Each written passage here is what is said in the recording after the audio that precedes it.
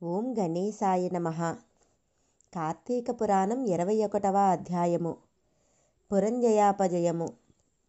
ఇట్లు యుద్ధమునకు పురంజయుని చూచి యుద్ధ ప్రవీణులైన ఆ రాజులు కోపరక్తాక్షులై శస్త్రములతోనూ అస్త్రములతోనూ బాణములతోనూ వాడి అయిన గుదియలతోనూ ఇనుపకట్ల లాఠీకర్రలతోనూ హస్తాయుధములైన గుదియలతోనూ కత్తులతోనూ భల్లాతకములతోనూ పట్టసములతోనూ రోకళ్లతోనూ శూలములతోనూ తోరణములతోనూ కుంభాయుధములతోనూ గొడ్డళ్లతోనూ కర్రలతోనూ ఆయుధముల విక్షేపణములతోనూ యుద్ధము చేసిరి.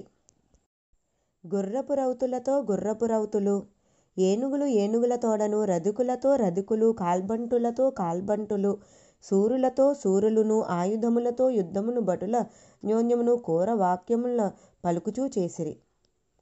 ఓ అగస్త్యమునీంద్ర, అంతలో కాంబోజ మహారాజు వస్త్రాదులను పదిలపరచి కట్టుకొని కవచమును ధరించి పరాక్రమించి మంచి రథమెక్కి ధనుర్బాణములను ధరించి కోలాహల ధ్వని చేయుచూ వడిగా పురంజయుని వద్దకు వచ్చి 300 బాణములను వేసెను. ఆ బాణములు పోయి పురంజయుని ఛత్రమును ధ్వజమును రథమును నరికినవి. తరువాత కాంబోజుడు కొన్ని బాణములతో పురంజయుని కొట్టి 5 బాణములతో పురంజయుని రథము యొక్క తురగములను చంపెను. తరువాత పురంజయుడు కోపించి ఇంద్రుడి వలె విక్రమించి భుజాస్ఫాలనము చేసి నారి బిగించి బ్రహ్మమంత్రములతో 10 బాణములను ప్రయోగించి కాంబోజుని హృదయమందు కొట్టెను. పురంజయుని బహుబలము చేత వేయబడిన ఆ బాణములు సర్పముల వలె పోయి కాంబోజరాజు హృదయమును భేదించి నెత్తురును త్రాగి తృప్తులై భటుల వద్దకు పోవుటకు ఇష్టపడలేదు. సరిగా రొమ్ములో గుచ్చుకున్న బాణములను కాంబోజుడు హస్తముతో లాగి ఆ బాణములనే ధనస్సునందు కూర్చి పురంజయునితో ఇట్లనియే, క్షత్రియా వినుము, నీచే వేయబడిన బాణములను తిరిగి నీకే ఇచ్చెదను. నేను పరుల సొమ్మునందాసక్తి కలవాడను కాను. ఇట్లు పలికి కాంబోజుడు బాణములను విడువగా అవి వచ్చి పురంజయుని సారథని ఛత్రమును వాని ధనస్సును త్రుంచినవి. పురంజయుడు మరి ఒక ధనస్సును గ్రహించి నారి కట్టి రెక్కలతో కూడిన బాణములను పుచ్చుకుని ధనస్సుకు చేర్చి నారిని చెవి వరకు లాగి కోపముతో కాంబోజునితో ఇట్లనియే, రాజా, సూర్యుడు వౌదువు కానీ యుద్ధమందు ధైర్యముతో నుండుము. నా చేత కొట్టబడిన బాణముల్నే తిరిగి నాకిచ్చినావు. నీ వంటి నీచులకు ప్రతిదాన విధి తెలియునా? నేనిప్పుడు నీకు వేరు బాణములను 20 ఇచ్చుచున్నాను. ఇట్లు పలికి పురంజయుడు బాణములను విడిచెను. ఆ బాణములు గురిగా కాంబోజుని కవచమును త్రుంచి వక్షస్థలమును భేదించి దూరము పోయినవి. ఇప్పుడు భయంకరమైన యుద్ధము జరిగెను. సైనికులు అన్యోన్య శరాఘాతముల చేత భుజములను తెగి బాహువులూడి పాదములు మొండెములై మెడలు విరిగి భూమియందు పడిరి. అన్యోన్య శరాఘాతముల చేత ఏనుగుల తొడములు తెగినవి, గుర్రముల తోకలు తెగినవి, కాల్బంటులు హతులైరి, రథములు చక్రములతో సహా చూర్ణములాయెను. కొందరు తొడలు తెగి నేలపడిరి, కొందరు కంఠములు తెగి కూలిరి. బాణముల చేత శరీరమంతయు గాయములు పడిన ఒక భటుడు ధనస్సును ధరించి నారి బిగించి అన్యభటునితో ఇట్లనియే, తిరుగు, వెనుకకు తిరుగు, నీ వీపును నాకు చూపకము. నీవు సూర్యుడవు గదా, ఇట్లు చేయవచ్చునా? ఓ ముని, ఇట్టి నిష్ఠూరములగు మాటలను విని ప్రతిభటుడు ధనుర్బాణములను ధరించి ధనువు టంకారధ్వని చేయుచు సింహగర్జనములను చేయుచు బహునేర్పుగా బాణములను ప్రతిభటుని మీద ప్రయోగించెను. ఆకాశమందుండి చూచెడి దేవతల బాణములను తునీరముల నుండి తీయుటను అనుసంధించుట వేయుటను గుర్తించలేరైరి. బహునేర్పుతో బాణములు వేయుచుండిరి. ఆ యుద్ధము నందు సూదిదూరు సందు లేకుండా బాణవర్షము కురిసెను. ఇట్ల అన్యోన్య సూరులను భటులను బంగారపు కట్లతో కూడినవియు స్వయముగా వాడి అయినవియు సానపెట్టబడినవి స్వనామ చిహ్నితములు అయిన అర్ధచంద్ర బాణములతోనూ ఇనుప నారాచములతోనూ ఇనుప అలుగులు గల బాణములతోనూ ఖడ్గములతోనూ పట్టసములతోనూ ఈటెలతోనూ కొట్టుకొనిరి. గుర్రపు రౌతులు కొందరిని చంపిరి. గుర్రపు రౌతులను ఏనుగు బంట్లు చంపిరి. రధికులు కాల్బంట్లను చంపిరి. కాల్బంట్లు రధికులను చంపిరి. ఇట్లు తొడలు భుజములు శిరస్సులు అంగములు తెగి హతులై చచ్చిరి. అచ్చట నెత్తురుతో ఒక నది ప్రవహించెను. ఆకాశమందు మేఘాచ్ఛాదితలైన అప్సరసల స్త్రీలు లావైన కుచములతో ఒప్పుచుండి వచ్చి చూచి వీడు నావాడు వీడు నావాడని పలుకుచుండగా, సురహతులైన శూరులు యుద్ధమందు మృతి నొంది దివ్యాంబరధారులై విమానములెక్కి దేవతలు సేవించుచుండగా, స్వర్గమునకు పోయి దేవశ్రీ సంభోగాది సుఖములకై పాటుపడుచుండిరి.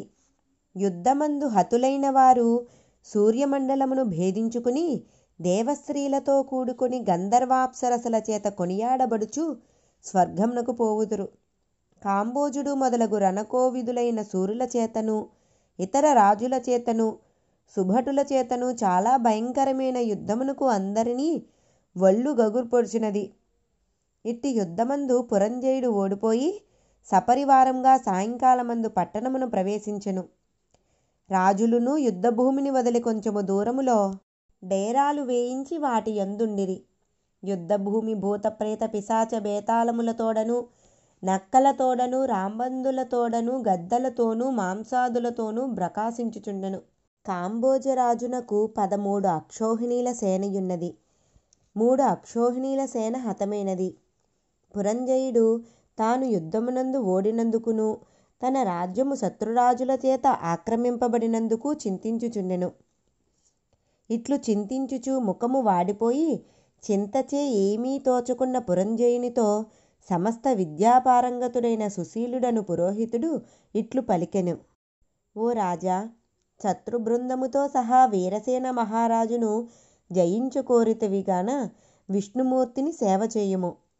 ఇప్పుడు కార్తీక పూర్ణిమ, నిండు పూర్ణిమ కృత్తికా నక్షత్రముతో కూడినది కాబట్టి ఇది అలభ్యయోగము. ఈ కాలమందున్న పుష్పముల చేత హరిని పూజింపుము. విష్ణు సన్నిధిలో దీపములు పెట్టుము. హరిముందు గోవింద నారాయణ మొదలైన నామములను పాడుచు నాట్యమును చేయుము. సుశీలుడు ఇట్లు చెప్పెను. కార్తీక వ్రతమాచరించివితివేని హరి తన భక్తులను ఆపత్తులు లేక రక్షించుట కొరకు తన 1000 అరలు గల విష్ణు చక్రమును పంపును. కార్తీక మాసమందు చేసిన పుణ్యమహిమను చెప్పుటకెవ్వని తరమౌను. నీ అధర్మవర్తనము వలన అపజయము కలిగినది. ఇక ముందు సద్ధర్మపరుడవవు గమ్ము. అట్లయినా కొనియాడదగిన వాడగదువు. ఓ రాజా, కార్తీక వ్రతమాచరింపుము. హరిభక్తుడవు కమ్ము. కార్తీక వ్రతము వలన ఆయువు ఆరోగ్యము సంపదలు పుత్రులు ధనవృద్ధి జయము కలుగును. నా మాట నమ్ముము, త్వరగా చేయుము. కార్తీక పురాణం 22వ అధ్యాయము. పురంజయ విజయము. అత్రి మహాముని ఇట్లు పలికెను. ఇట్లు సుశీలుని మాట విని పురంజయుడు విష్ణాలయమునకు పోయి పుష్పముల చేతను ఫలముల చేతను చిగురుటాకుల చేతను దళముల చేతను షోడశోపచార పూజల చేతను హరిని పూజించి ప్రదక్షిణ నమస్కారములను నాట్యము చేసి హరిమూర్తిని బంగారముతో చేయించి ప్రదక్షిణ నమస్కారాదులచే పూజించెను. పురంజయుడు కార్తీక పూర్ణిమ నాడు రాత్రి హరిని పూజించి గోవిందభృత్యుడై హరినామస్మరణము చేయుచు ప్రాతకాలమందు తిరిగి యుద్ధమునకు బయలుదేరెను. ఇట్లు పురంజయుడు రథమెక్కి ధనుర్బాణములను కత్తిని తునీరములను ధరించి కంఠమందు తులసీమాలను ధరించి కవచమును ధరించి తలగుడ్డ పెట్టుకుని త్వరగా బయలుదేరి యుద్ధభూమికి వచ్చెను. వచ్చి నారీటంకార ధ్వనిని చేసెను. ఆ ధ్వనిని రాజులందరూ యుద్ధమునకై తిరిగి వచ్చిరి. వచ్చి సింహధ్వనులు చేయుచు బాణవర్షములను కురిపించుచు పూర్వము వలె జయింతుమను తలంపుతో పురంజయుని వైపు ధుమికిరి. పిమ్మట పరస్పర పిడుగుల వంటి బాణములతోనూ వజ్రముల వంటి కత్తులతోనూ ఐరావతము వంటి ఏనుగులతోనూ ఆకాశమునకు ఎగురు గుర్రములతోనూ త్వరగా నడిచెరి రథములతోనూ అన్యోన్య జయకాంక్షతో భయంకరమైన సంకుల యుద్ధము చేసిరి. ఆ యుద్ధమందు రాజులందరూ మదములుడిగి గుర్రములు హతములై ఏనుగులు ధరణి గూలి బాణసరాసములను జారిపడి కవచములు జీర్ణములై అంగములు ఖండితములై రథ గజ సాది పదాతులు నశించెను. పురంజయుని భటులు సైతము మమ్ములను రక్షించుడు రక్షించుడు అని ప్రార్థించుచుండిరి. కాంబోజరాజు తన సైన్యమంతయు హతమగుట చూచి పురంజయునికిప్పుడు జయమని తలంచి యుద్ధమును చాలించి మిగిలిన సేనలతో తన పురమునకు చేరెను. పురంజయుడు జయలక్ష్మీ ప్రసాదము వలన జయముందెను. హరి అనుకూలముగా ఉండిన ఎడల శత్రువు మిత్రుమగును, అధర్మము ధర్మమగును. ఆ హరియే ప్రతికూలముగా ఉన్న మిత్రుడే శత్రువగును, ధర్మమే అధర్మమగును. కార్తీక వ్రతమును చేయుచు సమస్త కష్టములను నశింపచేయువాడును, సమస్త ప్రాణులకు రక్షకుడును అగు హరిని సేవించిన ఎడల సమస్త దుఃఖములు తొలగిపోవును. విష్ణుభక్తుడు తేజోవంతుడు, ఇది సత్యము. అందుకు కార్తీక వ్రతమందు కోరికయుండుట మరీ దుర్లభము కదా. కలియుగమందు హరిభక్తులే కార్తీక వ్రత పారాయణులైన వారు. శుద్ధ వైష్ణవులని తెలుసుకొనవలెను. కార్తీక వ్రతమును చేయుచు హరిభక్తి కలిగిన శూద్రులు కూడా వైష్ణవోత్తముల నడుమడురు. బ్రాహ్మణులై వేదములు చదివినను హరిభక్తి లేనివారు శూద్ర సమానులగుదురు. వేదాభ్యాసము చేసి హరిభక్తి కలిగి కార్తీక వ్రత పరాయణుడైన వారు వైష్ణవోత్తముడు. అట్టివాని యందు హరి నివసించును. ఏ జాతి వారు గాని దుస్తర సంసార తరణేచ్ఛగలిగినేని హరిభక్తి చేయవలెను. అట్లైనిచో వానిని విష్ణుమూర్తి అప్పుడే తరింపచేయును. అగస్త్యమునీంద్ర, హరిభక్తి పరాక్రమము ఏమని వర్ణింతును? పరాశరాదులు, వశిష్ఠాదులు, అంబరీషాదులు, నగరాదులు హరినాశ్రయించి పరమపదముందిరి. హరిభక్తియందు నిత్యవ్రతము కలవాడై తాను స్వతంత్రుడైనను అన్యతంత్రుడైనను హరిపూజాసక్తుడు కావలయును. హరిభక్తి ప్రియుడును భక్తులును హరికి ప్రియులు. హరి తన భక్తులకు ఐహిక మూష్మిక సుఖములనిచ్చి కాపాడును. భగవంతుడును సమస్త చరాచర ప్రభువును అగు హరి అంతయు నిండియున్నాడు. అట్టి హరియందు భక్తి గలవానికి కార్తీక వ్రతము సులభమని తలచెదను. కార్తీక వ్రతముతో సమానమైన వ్రతము, హరితో సమానమైన ప్రభువు, సూర్యునితో సమానమైన తేజోవంతుడును, రావి చెట్టుతో సమానమైన చెట్టును లేవు. ఓ విప్ర, కాబట్టి కార్తీక వ్రతము ఇష్టార్థములనిచ్చును. సర్వవ్రతోత్తమోత్తమము. ఇది సర్వశాస్త్రాసారము, సర్వవేద సమ్మతము. కార్తీక మహత్య బోధకమైన ఈ అధ్యాయమును నిత్యము వినువాడు విగతపాతకుడై అంతమందు హరిని చేరును. ఈ అధ్యాయమును శ్రాద్ధకాలమందు పఠించిన ఎడల పితృదేవతలకు కల్పాంతము వరకు తృప్తి కలుగును. కార్తీక పురాణం 23వ అధ్యాయము. కావేరీయందు పురంజయుడు కార్తీక వ్రతము చేయుట. అగస్త్యముని పలికెను, అత్రిమునీంద్ర, పురంజయుడు యుద్ధమందు జయమొందిన తరువాత ఏం చేసినో నాకు తెలియచెప్పుము.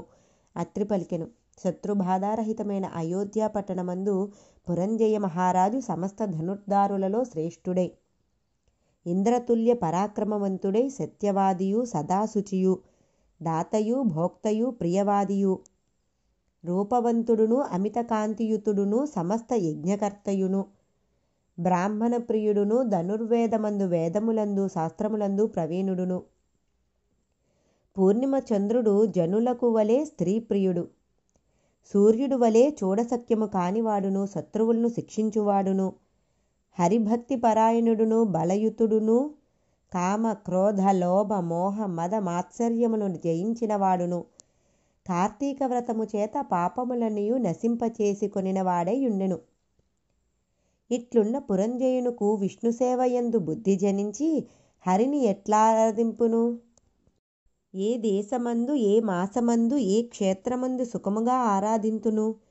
ఇట్లని చింతించుచున్న రాజుకు ఆకాశవాణి ఇట్లనియే, ఓ పురంజయ, శీఘ్రముగా కావేరికి పొమ్ము.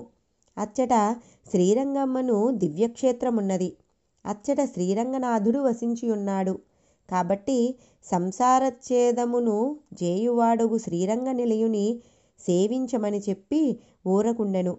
ఆ మాట విని రాజు అయోధ్య పట్టణమును విడిచి తన చతురంగ బలములతోనూ అనేక క్షేత్రములను తీర్థములను చూచుచూ కావేరీ మధ్యనున్న శ్రీరంగమును చేరెను. కార్తీక మాసమంతయు అచ్చట ఉండి కావేరీ మధ్యము నివాసముగా కలవాడైన శేషసాయిమైన విశ్వమంగళుడైన శ్రీరంగనాథ స్వామిని పూజించుచు కార్తీక వ్రతమును శాస్త్రోక్తముగా చేసెను. కృష్ణ కృష్ణాయని గానము చేయుచు, గోవింద వాసుదేవాయని నిరంతరము కీర్తించుచు, విష్ణు పూజాపరాయణుడై స్నాన దాన జప హోమములను దేవాభిషేకములు చేయుచు, శేషసాయి శ్రీరంగనాథుని విధియుక్తముగా ఆరాధించి, మాసమంతయు ఇట్లు వ్రతము సల్పి మాసాంతమందు ఉద్యాపన చేసి తన పట్టణము గురించి బయలుదేరెను. మధ్యనున్న దేశములను చూచుచూ సమృద్ధమైన తన దేశమునకు పోయి అందున్న అయోధ్య పట్టణమును చూచెను. ఆ అయోధ్య అనేక రాష్ట్రములకు అలంకారమై సంతోషముతోనూ పుష్టితోనూ కూడిన జనులు గలిగినదియు, దృఢముగానున్న ప్రాకారముల తోరణములు గలిగినదియు, దృఢముగానున్న యంత్రములు గడియలు కలిగినదియు, అగర్తలు గలిగినదియు, గుర్రములతోనూ ఏనుగులతోనూ రథములతోనూ నిండియున్నదియు, గృహ గోపురముల వెంట వీధులు గలిగినదియు, అనేక వర్ణములు గల పతాకములు కలిగినది, వాయువు చేత చలింపజేయబడుచున్న పతాకములు కలిగి అనేక భటులు కలదియు, అనేక దేశవాసులతో కూడినదై ఉండెను. అచ్చట బ్రాహ్మణులు, సర్వశాస్త్రవేత్తలు, క్షత్రియులు, శత్రు సైన్య భేదకులు, వైశ్యులు, సర్వరత్నదాతలు, శూద్రులు, సర్వ సంపదలననుభవించువారు. అచ్చట స్త్రీలు సుందరులును, హంసల వలె ఏనుగుల వలె నడుచువారును, చెవుల వరకు నుండు విశాల నేత్రములు గలవారును, సన్నని నడుము గలవారును, మంచి వస్త్రములు గలవారు సమస్త భూషణాభూషితలుగా నుండిరి. అచ్చటి వేశ్యలు సంగీతమందు నృత్యమందు నిపుణులును, సౌందర్యముతోనూ లావణ్యముతోనూ కూడియున్నవారును, నిత్యం ఆనందయుక్తులు, మదోన్మత్తులును, సమస్త స్త్రీ గుణభూషితులై చూచుటలో మాట్లాడుటలో బహు నేర్పరులై, సభలలోనూ రాజమార్గములలోనూ రచ్చలలోనూ ఆటలాడుచుండువారై ఉండిరి.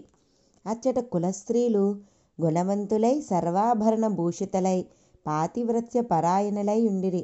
ఓ అగస్త్యమునీంద్ర, అచ్చటి మనుజులందరూ తమ తమ వర్ణాశ్రమ ధర్మములందు ఉండిరి. పురంజయుడిట్లున్న పట్టణమును చూచి సంతోషించెను.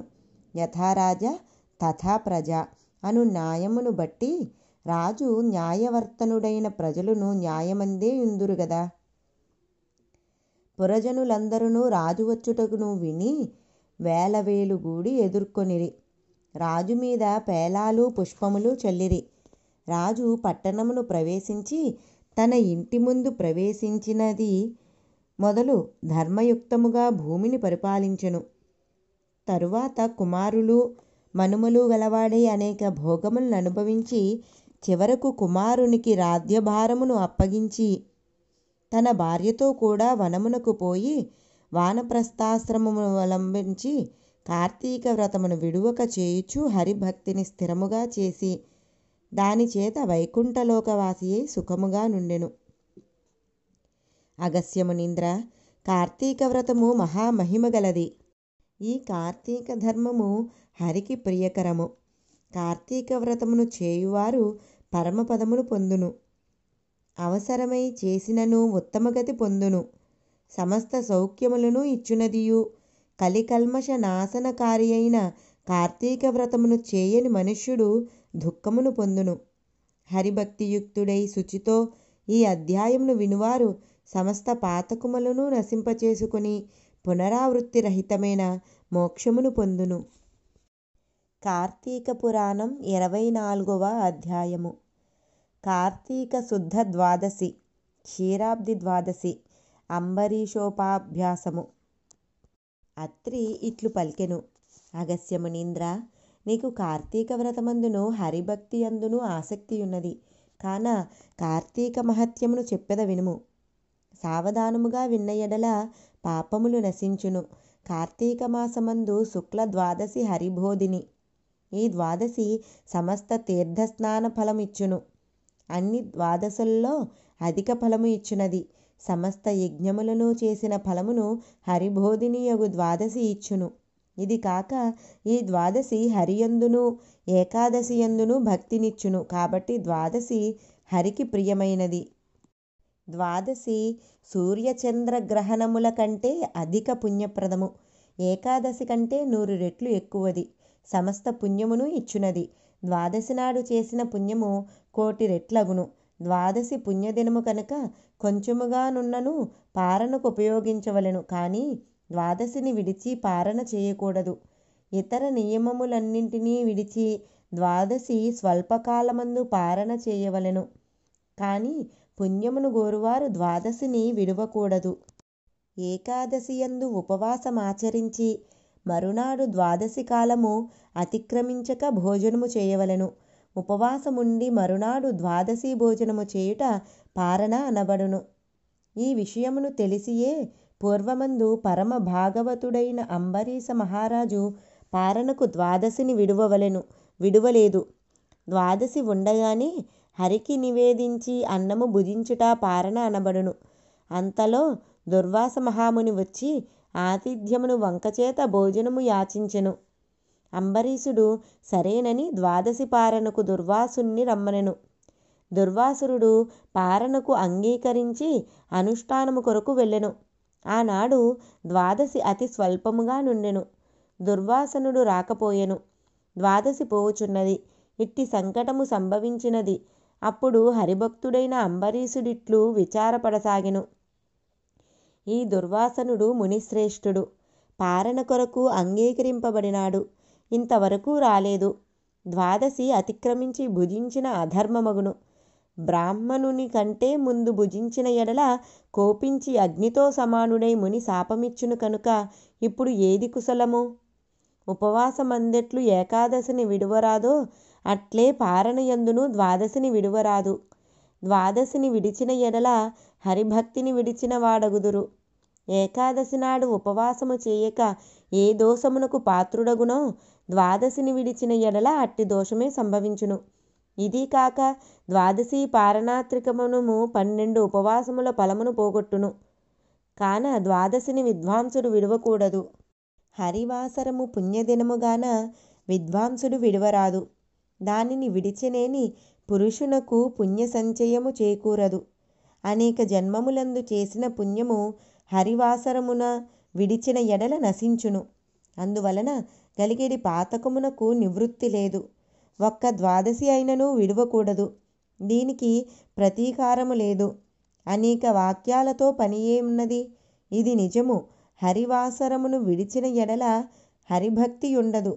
హరిభక్తిని విడుచుటయందు నాకు మహాభయమున్నది. కాబట్టి ఇట్టి సంకటమందు హరిభక్తిని విడుచుట కంటే పారణమే ముఖ్యము. బ్రాహ్మణ శాపము వలన నాకేమీయూ భయము లేదు. శాపము వలన కల్పాంతము దుఃఖము రానిమ్ము. ద్వాదశిని విడిచినచో హరివాసరము 10 విడువబడినవి అగు. హరివాసరమును విడిచిన ఎడల హరిభక్తి లోపించును. కనుక హరిభక్తిని విడుచుట కంటే బ్రాహ్మణ శాపమే కొంచెము మంచిది. కాబట్టి హరిభక్తికి లోపము తెచ్చుట కంటే బ్రాహ్మణుని కంటే ముందు భోజనము చేసి ద్వాదశి హరివాసరమును పోనివ్వక తద్వారా హరిభక్తిని నిలుపుకొనుట మంచిది. అట్లైన ఎడల హరియే కష్టాలు రాకుండా కాపాడును. అంబరీషుడు ఇట్లు మంచి మనస్సుతో నిశ్చయించుకొనగా వేదవేత్తలైన బ్రాహ్మణులను ఇట్లని అడిగెను. ఓ బ్రాహ్మణోత్తములారా వినుడు. దుర్వాసనుడు భోజనమునకు వచ్చెదనెను. నేను అంగీకరించి తిని. ఇప్పటికినీ రాలేదు. ద్వాదశి పోవుచున్నది. కనుక బ్రాహ్మణుని కంటే పూర్వము భోజనము చేసినందున బ్రాహ్మణాతిక్రమణము ద్వాదశిలో పారణ చేయకపోతే ద్వాదశ్యతిక్రమణము కలుగును. కనుక మీరు బలాబలములను విచారించి రెండింటిలోనూ ఏది యుక్తమో చెప్పుడు అని అడిగెను. ఆ మాట విని ఆ బ్రాహ్మణుడు ధర్మబుద్ధితో ద్వాదశి యొక్కయు అతిథిగా వచ్చిన బ్రాహ్మణుని యొక్కయు గౌరవ లాఘవములను విచారించి ఇట్లనిరి. బ్రాహ్మణులు ఇట్లు పలికిరి. సమస్త భూతముల యందును అగ్నిరూపుడైన ఈశ్వరుడే భక్ష్య భోజ్య చోష్య లేహ్య రూపమైన అన్నమును భుజించుచున్నారు. ప్రాణవాయువు వలన జఠరాన్ని ప్రజ్వలితము అగుచుండగా జంతువులకు అన్నమును గోరేడి ఆకలి కలుగుచుండును. ప్రాణవాయువు చేత కొట్టబడిన జఠరాగ్ని సంతాపమును చేయుటకే క్షుత్పిపాసలనబడును. కాబట్టి ప్రాణసహితముగా అగ్ని సర్వసుర పూజితుడగుచున్నాడు. కాబట్టి సర్వభూతములందున్న అగ్నిని నిత్యము పూజింపవలెను. కాబట్టి తన ఇంటికి వచ్చిన శూద్రుని గాని చండాలుణ్ణి గాని విడిచి భుజింపరాదు. సాక్షాత్ ప్రథమ వర్ణమైన బ్రాహ్మణుణ్ణి విడిచి భుజించరాదని చెప్పవలసినదేమున్నది? గృహస్థుడు స్వయముగా అతిథిని భుజించరాదని చెప్పవలసినదేమున్నది?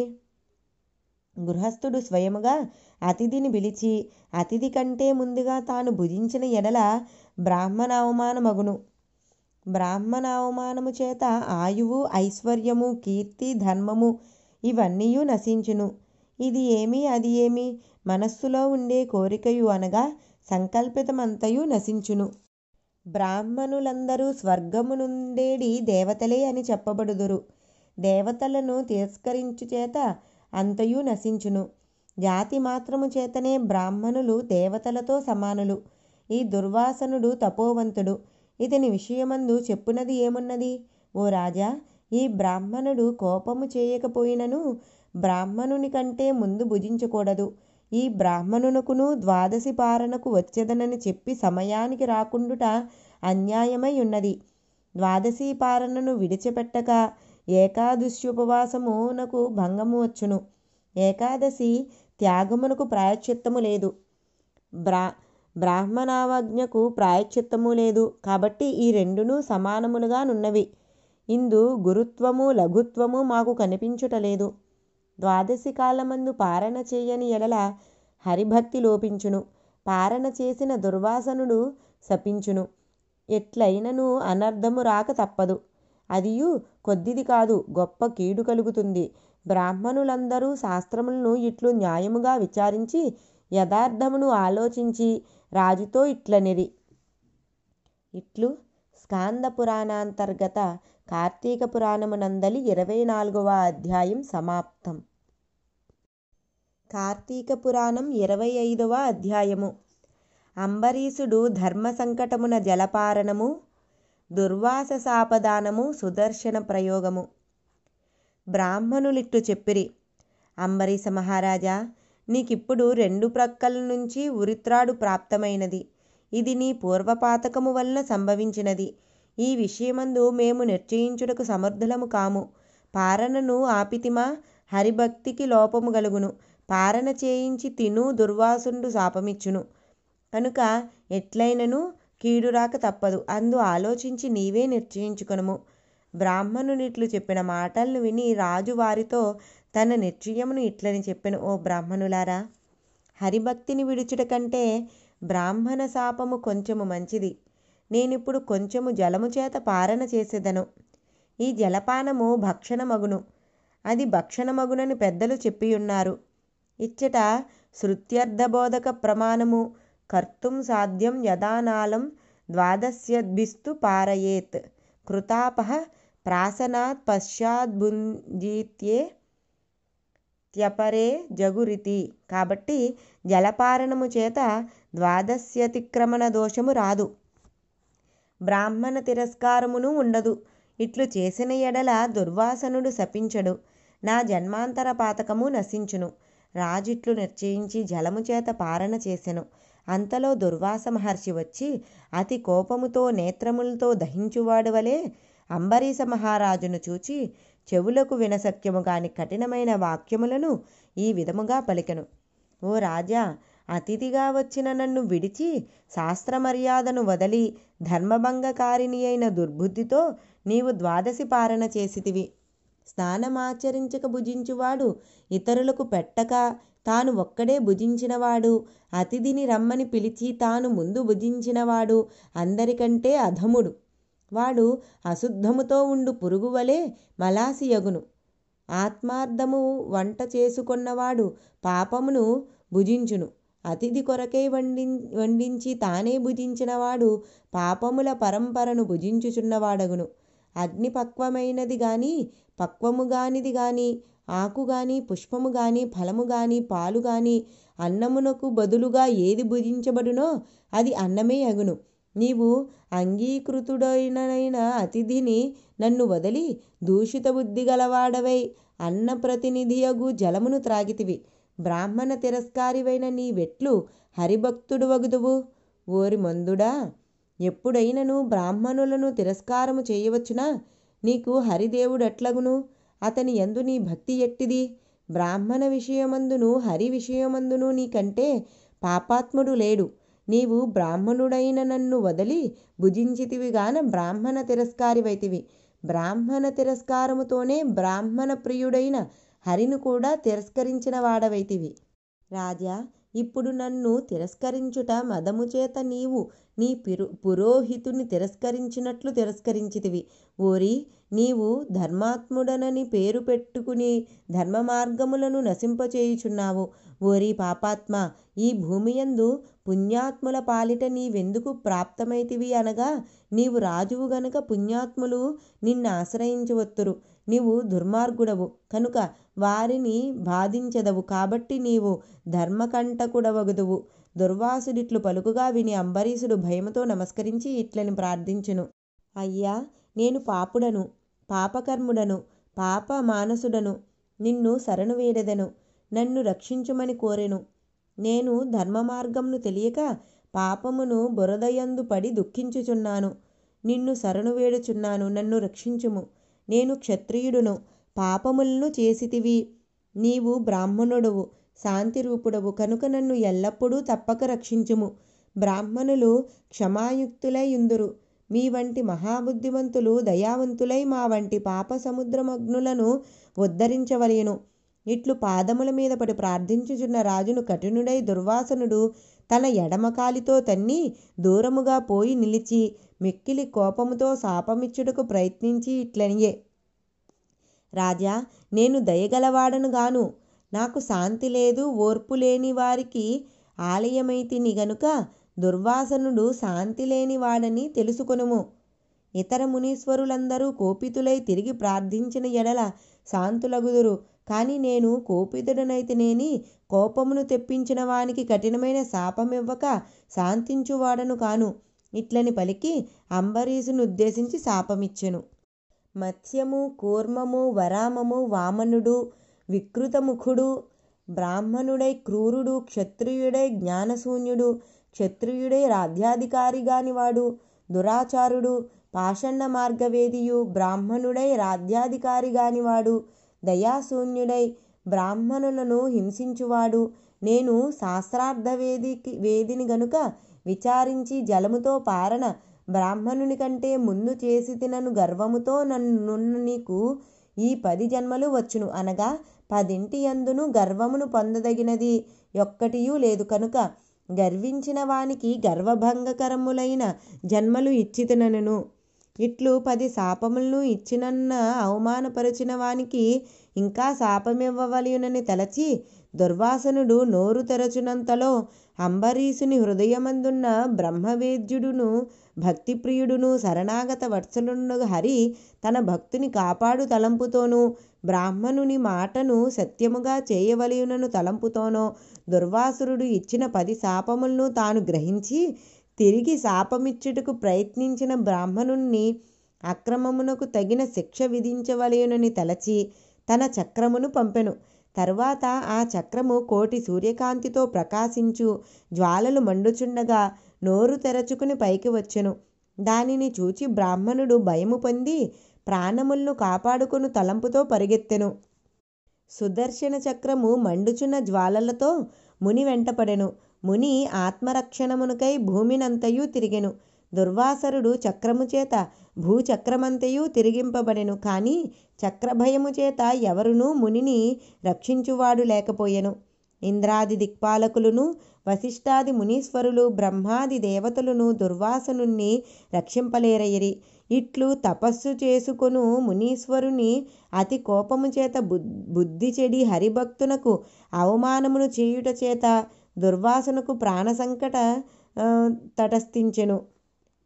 ఇట్లు స్కాంద పురాణాంతర్గత వశిష్ఠ ప్రోక్త కార్తీక పురాణం 25వ అధ్యాయం సమాప్తం. కార్తీక పురాణం 26వ అధ్యాయము హరికృత దుర్వాస ప్రబోధనము. ఇట్లు దుర్వాసనుడు భూలోకము మొదలైన సమస్త లోకములు తిరిగి రక్షణము పొందలేక శీఘ్రముగా హరి నిలయమైన వైకుంఠమునకు చేరును. దుర్వాసనుడు ఇట్లు ప్రార్థించెను. జగన్నాథ, బ్రాహ్మణ ప్రియ మధుసూదన, సుదర్శన చక్ర సంబంధమైన మంటలు నాపైన పడకుండా రక్షించుము రక్షించుము. ఓ విష్ణు, సూర్యకోటి సమాన కాంతి గల ఈ ఘోర చక్రము నన్ను చంపుటకు వచ్చుచున్నది. నివారించుము స్వామి, నివారించుము. నీ భక్తుడైన అంబరీషునకు అన్యాయముగా శాపమిచ్చిన పాతకునకు నాకు ఈ శిక్ష తగియేయున్నది. వేల కొలిది బ్రాహ్మణులలో నేను బహు పాతకుడను, కాబట్టి నన్ను రక్షించుము హరి. నీ వక్షస్థలమందు బ్రాహ్మణుని పదము ఉండలేదా? భృగు మహర్షి హరిని పాదముతో వక్షస్థలమందు తన్నెను కదా, కాబట్టి అట్లే నా పాతకము కూడా నీవు సహింపవలెను. ఈ ప్రకారము విష్ణుమూర్తి ముందు దుర్వాస మహాముని సాష్టాంగ నమస్కారము చేసినవాడై, ఓ స్వామి, నన్ను రక్షించమని అనేక మారులు దుర్వాసనుడు పలికినవాడయ్యెను. అంతా హరి నవ్వుచూ ఇట్లనియే, దుర్వాస, బ్రాహ్మణులు నాకు దేవతలు అనుమాట నిజమే. మీ వంటి వారు మిక్కిలి దేవతలే అగుదురు. బ్రాహ్మణోత్తమ, నీవు సాక్షాత్తు శంకరుడవు, బ్రహ్మస్వరూపుడవు. జంటలతో కూడి భృకుటిలమైన నీ ముఖమును చూచినచో ఎవ్వరికీ భయము కలుగదు. మీ వంటివారు స్వభావమునకు వికారమును కలుగనివ్వరు కదా. నేను మనోవాక్కాయముల చేత బ్రాహ్మణులకు అపకారము కొంచెమైనను చేయను. ఆ సంగతి నీకు తెలిసియే ఉన్నది కదా. బ్రాహ్మణోత్తమ, నీవు సాక్షాత్తు శంకరుడవు, బ్రహ్మస్వరూపుడవు. జటలతో కూడి భృకుటితలమైన నీ ముఖమును చూచినచో ఎవ్వరికీ భయము కలగదు. మీ వంటివారు స్వభావమునకు వికారమును గలుగనివ్వరు కదా. నేను మనోవాక్కాయముల చేత బ్రాహ్మణులకు అపకారము కొంచెమైనను చెయ్యను. ఆ సంగతి నీకు తెలిసియే ఉన్నది కదా. దేవతలకు, బ్రాహ్మణులకు, సాధువులకు, గోవులకు సుఖము కొరకు ప్రతియుగమందు నేను అవతరించుదును. దుర్వాస, నీవు సాధు నిందితమైన కర్మను ఆచరించితివి. అంబరీషునకు కారణము లేని శాపమునిచ్చితివి. అంబరీషుడు మనోవాక్కాయముల చేత శత్రువునకును అపకారము చేయడు. సర్వభూతములందును నన్ను భావించుచు చరాచరములందంట తను నన్ను చూచుచున్నాడు. అట్టి వానిని వృధాగా నీవు అనేక బాధలు పెట్టితివి. ఇది నీకు తగునా?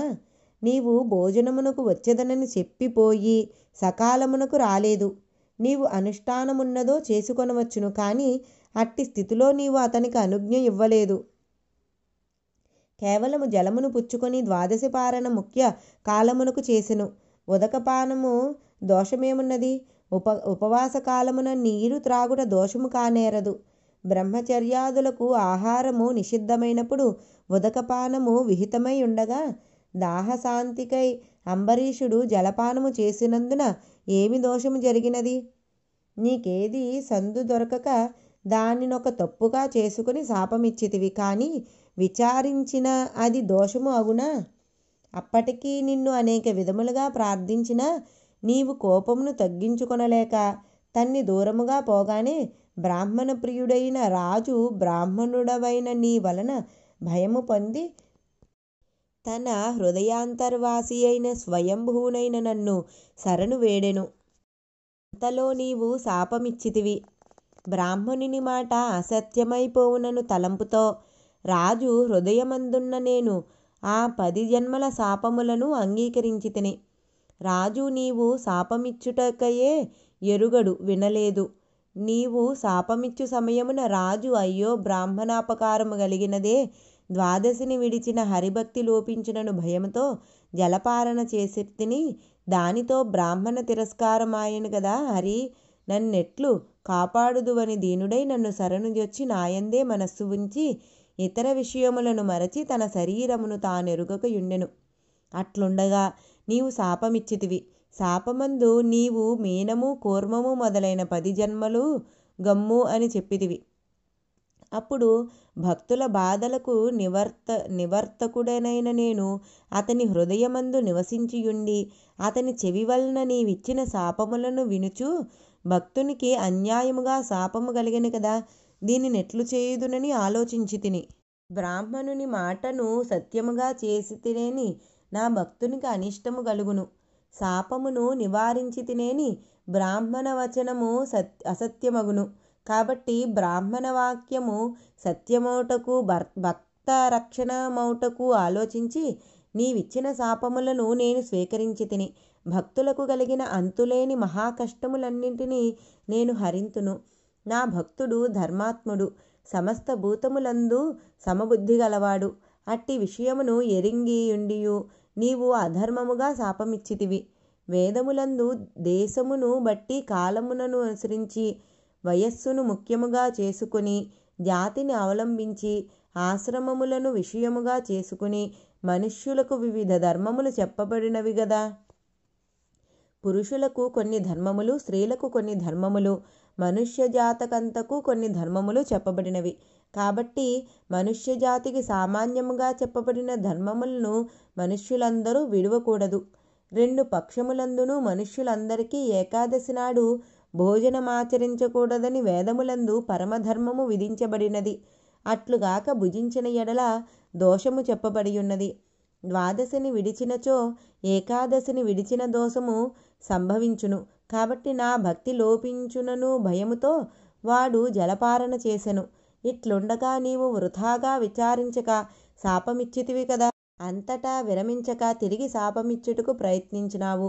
నీవు నోరు తెరిచినంతలో దుర్వాసుని మాటలు అసత్యము బోధించతగదు అని తలచి నేను చక్రమును పంపితిని. అనగా శాపమిచ్చినా గ్రహించువారు లేరుగాన శాపము వృధాయగునని తలచి నివారించు భావంతో చక్రమును పంపితిని. బ్రాహ్మణోత్తమ, దుఃఖించకము. అంబరీషుని విషయమే నీవిచ్చిన శాపము నాకు వరమాయను. నేను ఈ రూపములను ధరించి అవతారములు ఎత్తవలసియున్నది. నేను ఈ కల్పమందు ప్రళయమందు జగత్తు యొక్క స్థితి కారణము కొరకు శంకాసురుని సంహరించుటకును మనువును రక్షించుటకును పెద్ద చేపగుదును. దేవదానవులు సముద్రమును మదించుతరికి సముద్రమందు మునిగిన మందర పర్వతమును నా వీపున ధరించుటకు తాబేలు నగుదును. హిరణ్యాక్షుని సంహరించుటకు భూమికి ఉద్ధరించుటకును నీలాద్రితో నల్లకొండతో సమానమైన పంది నగుదును. హిరణ్య కశిపుని సంహరించుట కొరకు క్రోధజ్వాలల చేత దిగంతముల వ్యాపించుచు వికృతాననుడనైన మనుష్య సింహము నగుదును. లోకత్రయమును జయించి బిని బంధించి ఇంద్రునకు పోయిన రాజ్యమును ఇచ్చుట కొరకు వామనుడు పొట్టివాడు నగుదును. క్షత్రియ నాశనము కొరకు మహాబలముతో కూడా క్రూర కర్మయుతుడైన పరశురాముడను పేరుగల బ్రాహ్మణుడనగుదును. రావణుని సంహారము కొరకు ఆత్మజ్ఞాన శూన్యుడైన రాముడను రాజునగుదును.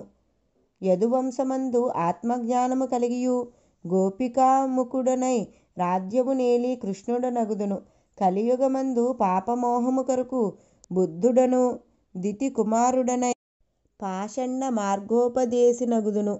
కలియుగాంతమందు విప్రశత్రుఘాతకుడనైన బ్రాహ్మణుడనగుదును. ఇట్లు నాకు 10 జన్మలు గలుగును. ఈ 10 అవతారములు వినువారికి పాతక నాశనముల గలుగును.